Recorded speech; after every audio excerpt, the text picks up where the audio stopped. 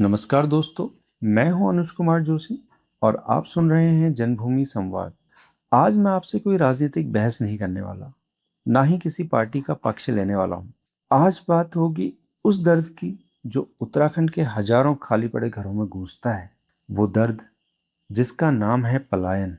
लेकिन सवाल यह है, क्या सच में सिर्फ लोग गांव छोड़ रहे हैं या फिर सिस्टम ने लोगों को गांव छोड़ने पर मजबूर कर दिया है?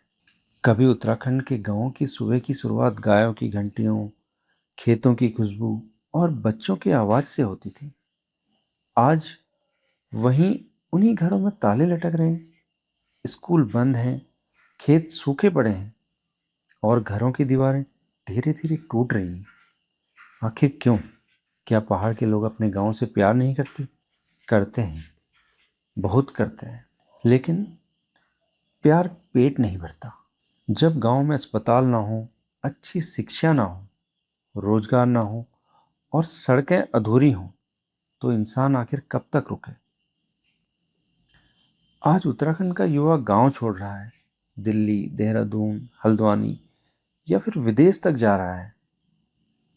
और दुख की बात यह है कि अब पलायन मजबूरी नहीं, सामान्य माना जाने लगा है।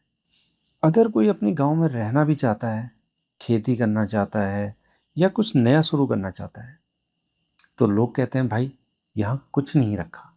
सोचिए, जिस धरती ने हमें जन्म दिया, आज उसी धरती के लिए हम क्या कहने लगे हैं। लेकिन सवाल ये भी है, क्या सिर्फ सरकार जिम्मेदार है या फिर कहीं ना कहीं हम भी जिम्मेदार हैं?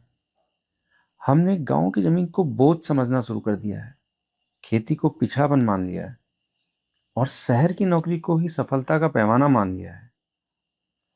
और सबसे बड़ा नुकसान किसका हुआ? पहाड़ का।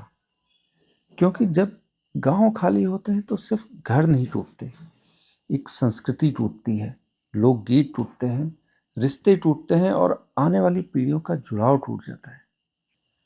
अब सवाल है, समाधान क्या है? क्या सिर्फ भाषणों से गांव वापस बस जाएंगे?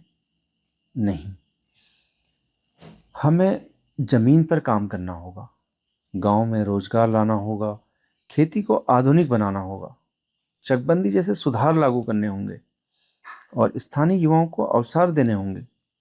और सबसे जरूरी, पहाड़ के विकास का मॉडल पहाड़ के हिसाब से बनाना होगा, क्योंकि मैदान की सोच पहाड़ पर हमेशा काम नहीं करती।